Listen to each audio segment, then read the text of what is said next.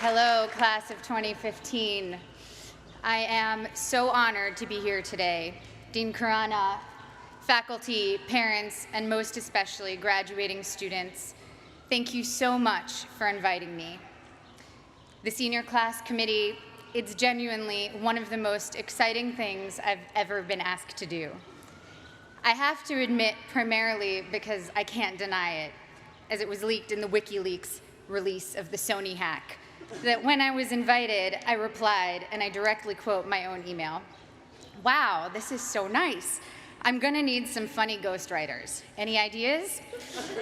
This initial response, now blessedly public, was from the knowledge that at my class day, we were lucky enough to have Will Ferrell as class day speaker, and that many of us, hungover or even freshly high, mainly wanted to laugh.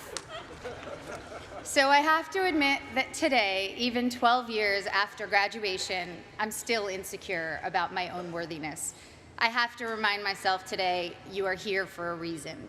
Today, I feel much like I did when I came to Harvard Yard as a freshman in 1999, when you guys were, to my continued shock and horror, still in kindergarten. I felt like there had been some mistake, that I wasn't smart enough to be in this company, and that every time I opened my mouth, I would have to prove I wasn't just a dumb actress. So I start with an apology. This won't be very funny. I'm not a comedian, and I didn't get a ghostwriter. But I am here to tell you today, Harvard is giving you all diplomas tomorrow. You are here for a reason.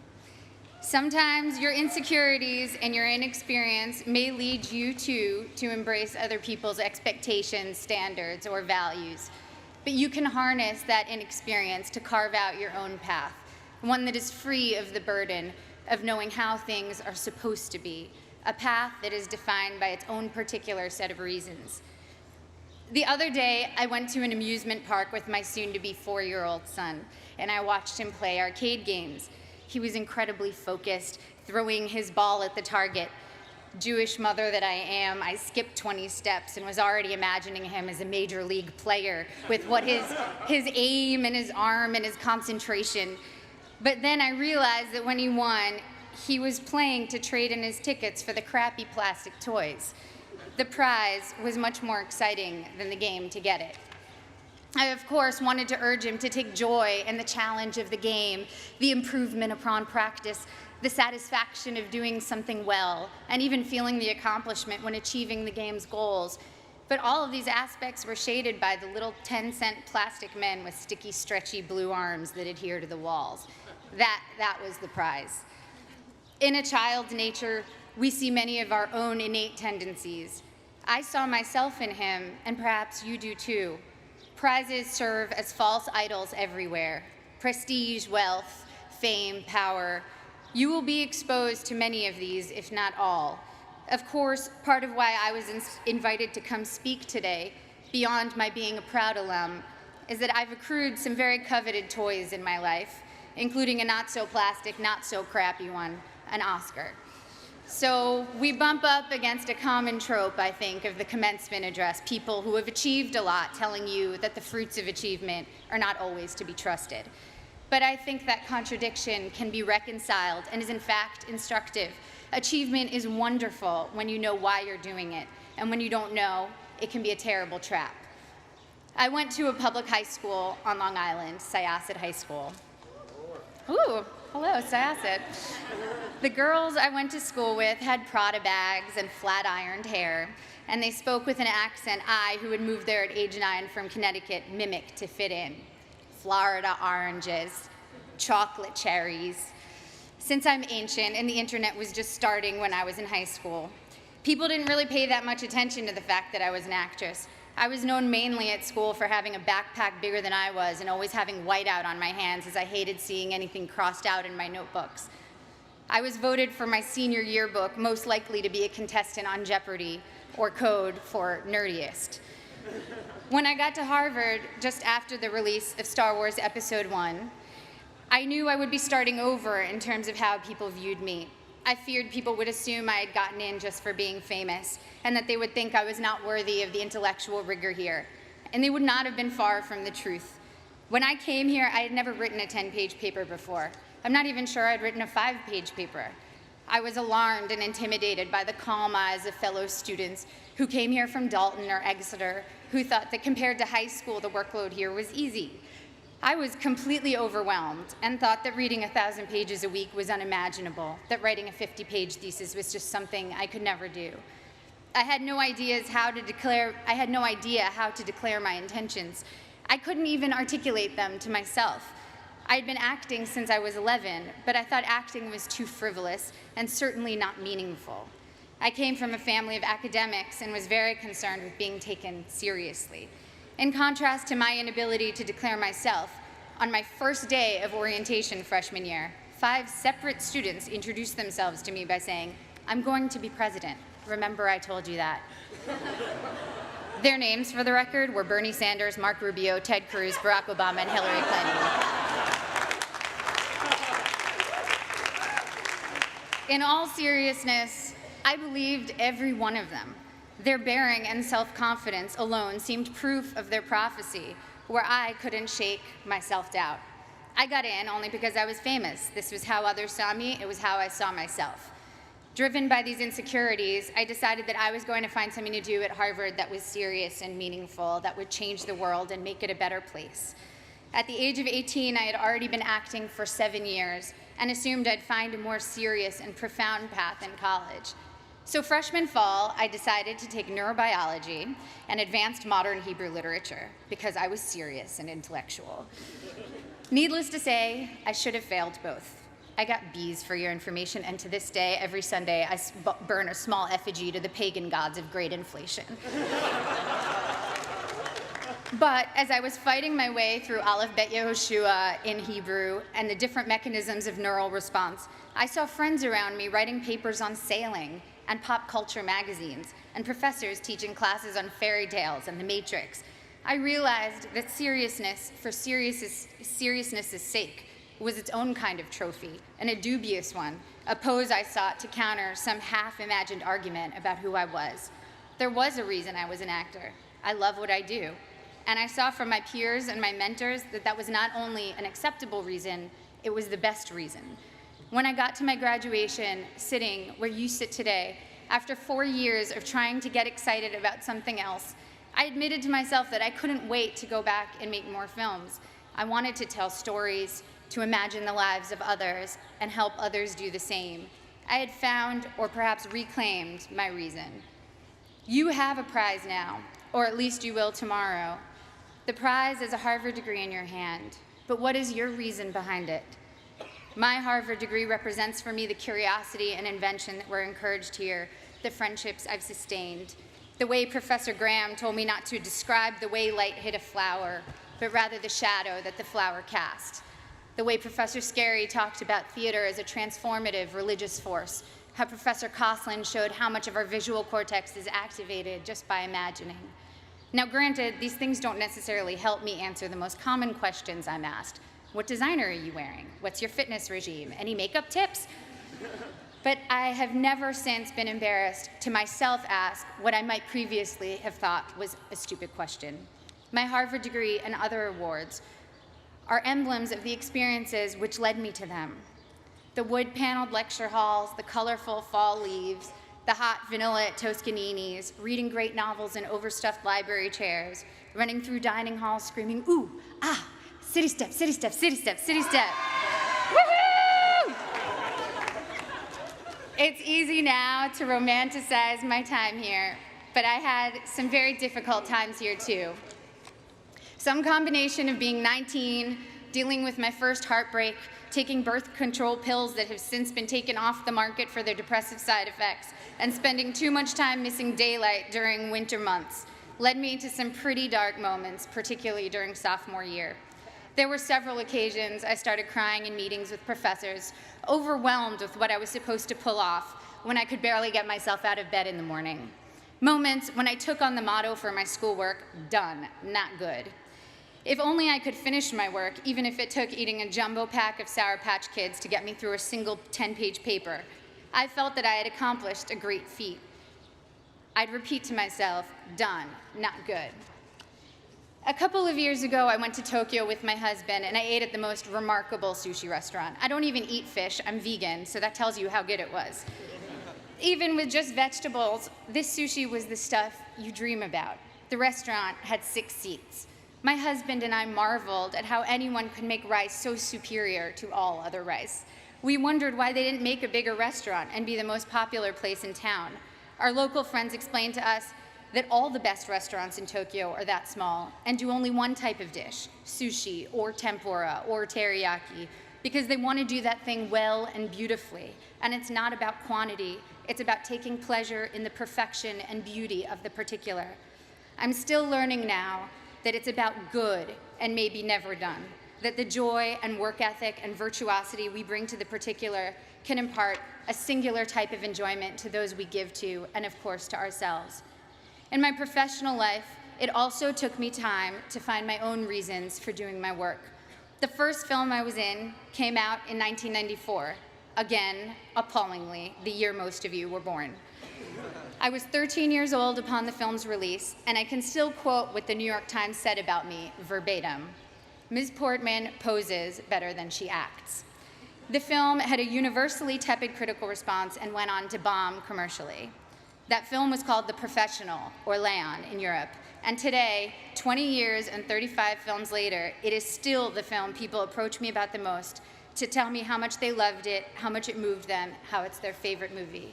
I feel lucky that my first experience releasing a film was initially such a disaster by all standard measures. I learned early that my meaning had to be from the experience of making the film and the possibility of connecting with individuals rather than the foremost trophies of my industry, financial and critical success. And also that those initial reactions could be false predictors of your work's ultimate legacy. I started choosing only jobs I was passionate about and from which I knew I could glean meaningful experiences. This thoroughly confused everyone around me, agents, producers, and audiences alike. I made Goya's Ghosts, a foreign independent film, and studied art history, visiting the Prado every day for 4 months as I read about Goya and the Spanish Inquisition. I made V for Vendetta, a studio action movie for which I learned everything I could about freedom fighters who in other eyes might be called terrorists, from Menachem Begin to the Weather Underground. I made Your Highness, a pothead comedy with Danny McBride, and laughed for 3 months straight. I was able to own my meaning and not have it be determined by box office receipts or prestige. By the time I got to making Black Swan, the experience was entirely my own. I felt immune to the worst things anyone could say or write about me, and to whether an audience felt like going to see my movie or not. It was instructive for me to see that for ballet dancers, once your technique gets to a certain level, the only thing that separates you from others is your quirks, or even flaws. One ballerina was famous for how she turned slightly off balance. You can never be the best technically. Someone will always have a higher jump or a more beautiful line. The only thing you can be the best at is developing your own self. Authoring your own experience was very much what Black Swan itself was about. I worked with Darren Aronofsky, the film's director, to change my last line in the movie to, "It was perfect," because my character, Nina, is only artistically successful when she finds perfection and pleasure for herself, not when she's trying to be perfect in the eyes of others. So when Black Swan was successful financially and I began receiving accolades, I felt honored and grateful to have connected with people. But the true core of my meaning I had already established, and I needed it to be independent of people's reactions to me. People told me that Black Swan was an artistic risk, a scary challenge to try to portray a professional ballet dancer. But it didn't feel like courage or daring that drew me to it. I was so oblivious to my own limits that I did things I was woefully unprepared to do. And so the very inexperience that in college had made me feel insecure and made me want to play by others' rules now was making me actually take risks I didn't even realize were risks. When Darren asked me if I could do ballet, I told him that I was basically a ballerina, which, by the way, I wholeheartedly believed. When it quickly became clear in preparing for the film that I was maybe 15 years away from being a ballerina, it made me work a million times harder, and of course, the magic of cinema and body doubles helped the final effect.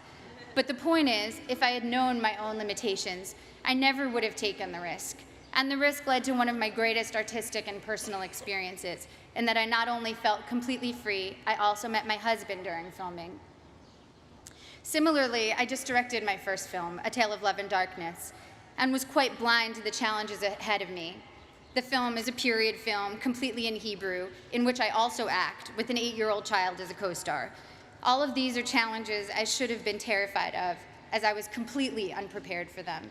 But my complete ignorance as to my own limitations looked like confidence and got me into the director's chair.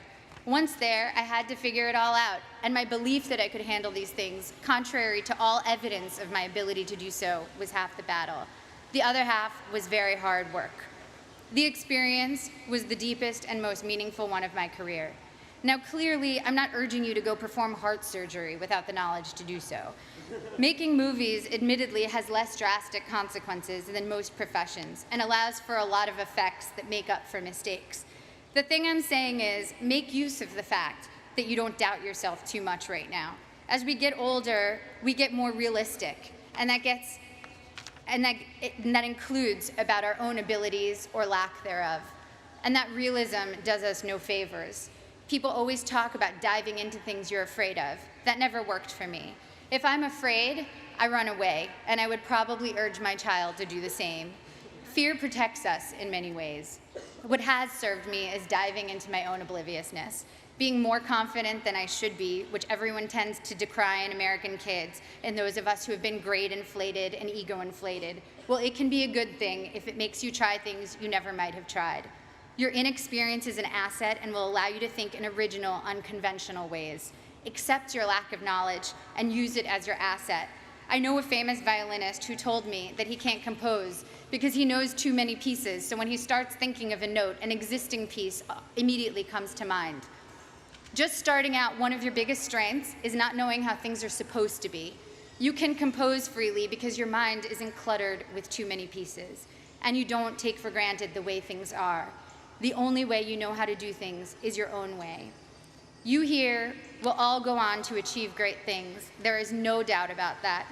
Each time you set out to do something new, your inexperience can either lead you down a path where you will conform to someone else's values, or you can forge your own path, even if you don't realize that's what you're doing.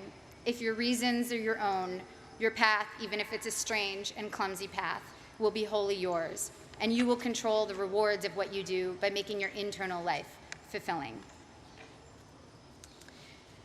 At the risk of sounding like a Miss America contestant, the most fulfilling things I've experienced have truly been the human interactions.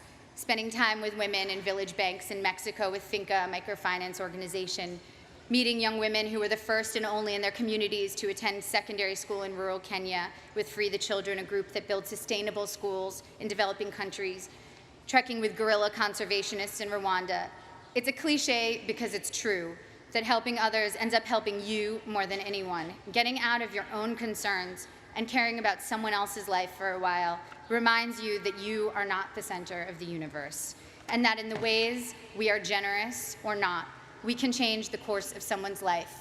Even at work, the small feats of kindness crew members, directors, fellow actors have shown me have had the most lasting impact. And of course, first and foremost, the center of my world is the love I share with my family and friends. I wish for you that your friends will be with you through it all, as my friends from Harvard have been together since we graduated. My friends from school are still very close.